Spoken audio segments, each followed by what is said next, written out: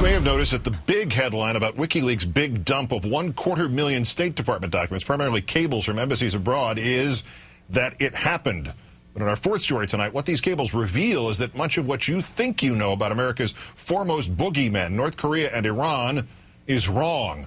For years, we have assumed with some reason that North Korea did not stand alone as a rogue state, and now a nuclear rogue state, that China had Kim Jong-il's back. Turns out China seems to have had it up to here with North Korea's bellicose ways, calling it a spoiled child after North Korea's missile testing in April of last year.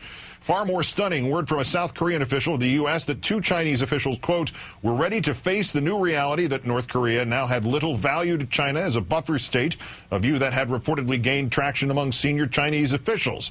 According to the cable, China, quote, would be comfortable with a reunified Korea controlled by Seoul and anchored to the U.S. in a benign alliance as long as Korea was not hostile towards China.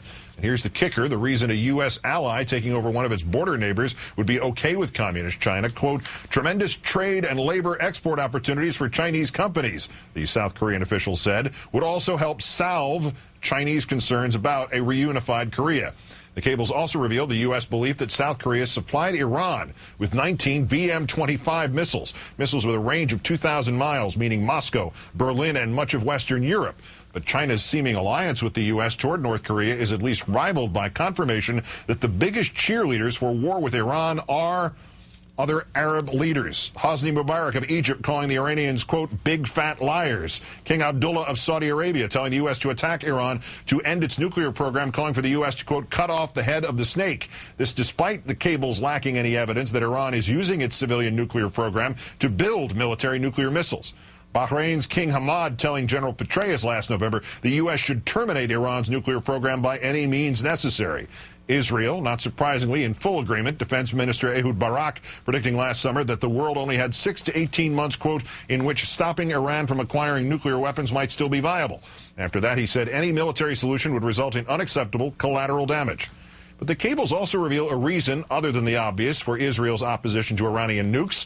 A 2007 cable to then-Secretary of State Rice from the U.S. ambassador revealing, quote, thoughtful Israeli analysts point out that even if a nuclear-armed Iran did not immediately launch a strike on the Israeli heartland, the very fact that Iran possesses nuclear weapons would completely transform the Middle East strategic environment in ways that would make Israel's long-term survival as a democratic Jewish state increasingly problematic. That concern is most intensively reflected in the open talk by those who say they do not want their children and grandchildren growing up in an Israel threatened by a nuclear-armed Iran. Meaning, because surveys find 1/3 of Israelis would leave if Iran gets the bomb, and Palestinian Israelis already make up 20% of the population. If Iran did get the bomb and Palestinian citizens became a majority, Israel would have to figure out how it could remain both Jewish and democratic at the same time. Let's bring in Colonel Lawrence Wilkerson, former Chief of Staff at the State Department under then-Secretary Colin Powell, now at the College of William and Mary. Great thanks for your time tonight, sir. Thanks. How does this change, or should it in fact change, our approach to the Iranian nuclear issue, knowing that part of Israel's anxiety is essentially demographic? I think anyone who's studied the situation, and I will admit that that's probably few, unfortunately, knew that already. And Israel's problem is much more profound, I think, than you just stated it, though that's an aspect of it. The profoundness of it is that Israel is going to be find it increasingly difficult to be democratic and Jewish, even with the current demographic situation, no outside forces even impacting. Israel will be an apartheid state probably within a couple of decades if it tries to maintain the current policies vis-a-vis the Palestinians' growing population. And that's not very good for the future. South Africa proved that. So Israel's got a problem in that regard, and I think those who are concerned with the situation understand that's why we need a two-state solution. That's why the United States advocates such a solution. And it needs to be two states that are viable, economically, politically, security-wise, and so forth. The leaders among Iran's neighbors, and I sort of describe them as other Arab countries, that's not what we're talking about, other Middle Eastern countries, right, would like to see the U.S. go to war against Iran on behalf of the neighbors, but obviously they're not saying that publicly. Explain the dynamic there, though. Well, remember, I used to read these cables all the time, and I think this is quite lamentable that we've gotten to the point where we're trying to share information so widely. The SIPRNet, for example, these cables should have never been on the SIPRNet, most of them. So it's lamentable that these things leaked, but I don't think there's been any major damage done, partly because of the circumspection of the New York Times, Der Spiegel, El País, Le Monde, and other entities, The Guardian, to which the information was turned over. They've been rather circumspect and rather wise in the way they've redacted and treated the information so far, at least. But I think we have to look at what are these things intended for. Remember, the information that's being reported back to Washington in these cables is not necessarily the truth. Right.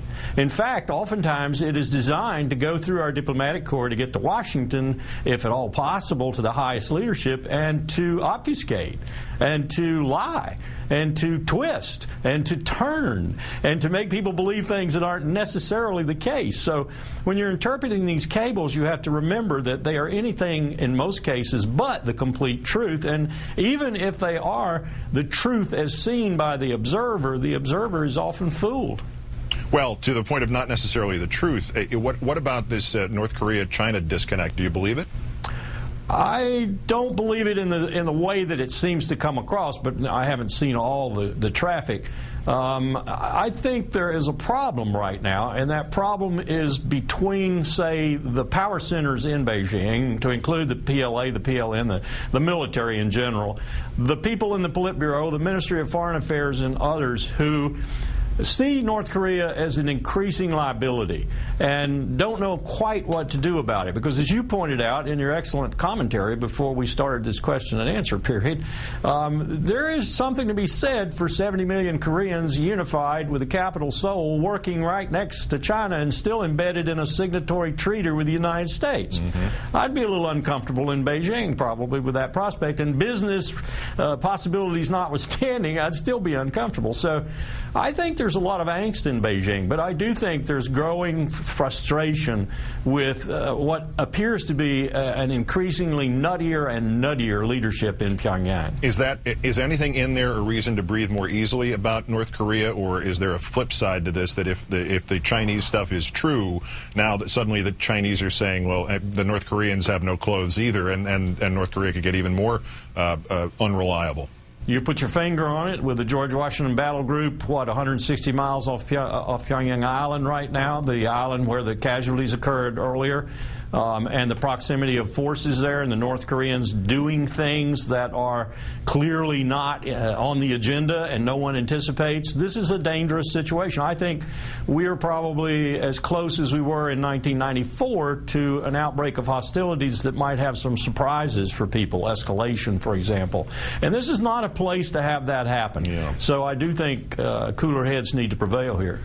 Well, first we have to check to see if they're still attached to their shoulders in one part of that equation. Absolutely. Colonel Lawrence Wilkerson, former Chief of Staff at the State Department under General Powell. Great, thanks for your time tonight. Extraordinarily helpful. Thanks for you.